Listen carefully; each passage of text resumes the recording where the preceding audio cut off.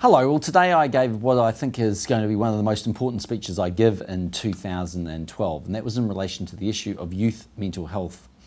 We have approximately 500,000 young people aged between 12 and 19, and on the best scientific analysis we can provide, we think about 20% of them, or 100,000 of those 12 to 19-year-olds, experience some form of mental health issues, from very mild depression and anxiety all the way through to, at the most severe end, obviously youth suicide.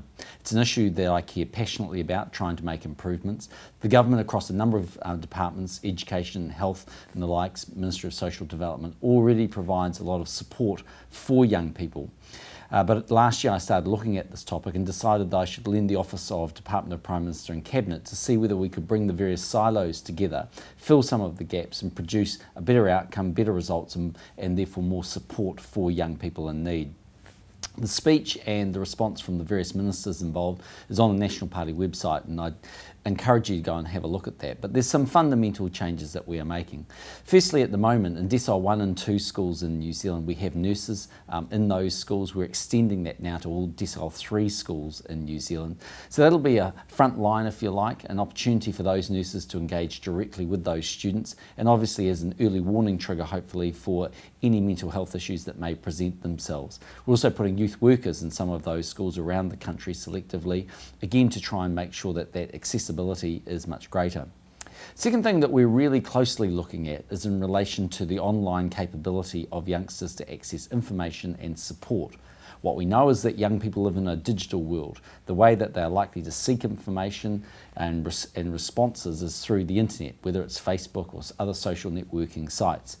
And so the government is going to, again, work with the NGO sector and I might add private sector contributors to try and put together a number of applications that will help and support services that will help those young people to access information online. So for instance, it may be working with an NGO to develop a smartphone application, for instance. And we know that, for instance, when Youthline went from free texts or a payment of text when a young person wanted to contact that service to free texts, that we saw just an explosion in the number of text messages sent to that organisation by young people.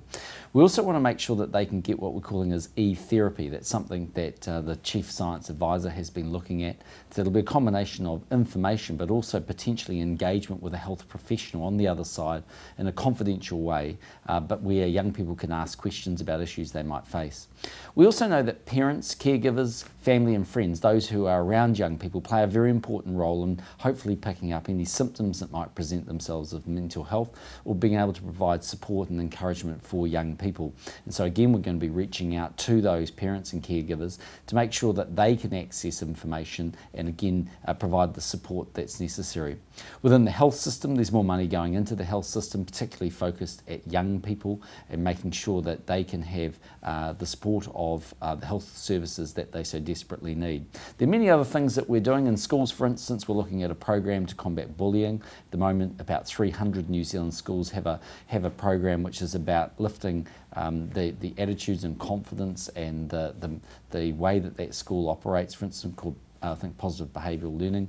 We're going to roll that out amongst all schools in New Zealand. So again, as a sort of anti-bullying, if you like, technique of improving the values in that school and the way that youngsters are treated by each other.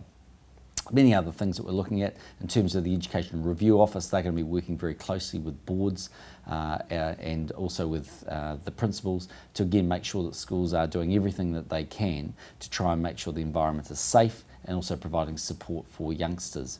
I don't think any of us would actually claim that we have all the answers. What we have done is looked around the world, looked at what New Zealand currently offers, tried to see where we can allocate those scarce resources to see if we can improve the outcomes. We're not sure everything will work, we hope it will, but obviously we can't be absolutely sure. Some things that we're doing are new and we're trialling, and so after 2 years there'll be a review.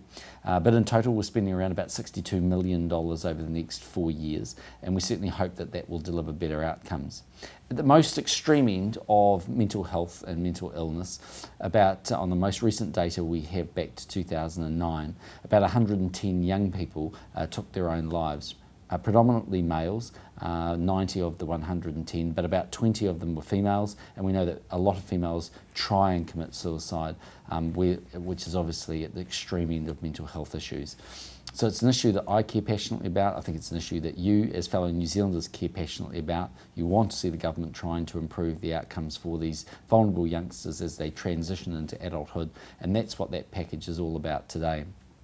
I'm glad to have had the support of our support partners, particularly the Māori Party and United Futures. They've worked closely with us on this program to deliver better outcomes for Kiwis. Outside of that, it's Easter coming up, so I wish you all the very best for a good break and a nice time, hopefully, with your family and friends. Predictions for the weather aren't so great, but even so, I hope you can have a wonderful time, maybe sneak in a chocolate Easter egg or two. I'm going to be overseas for a week or so, and visiting my own family. My daughter's over in Europe, and then after that I'll be taking a state visit to Indonesia and Singapore. Back in the country by the time Parliament certainly re-establishes itself. We're in a recess at the moment. Look forward to corresponding with you more on my return to New Zealand.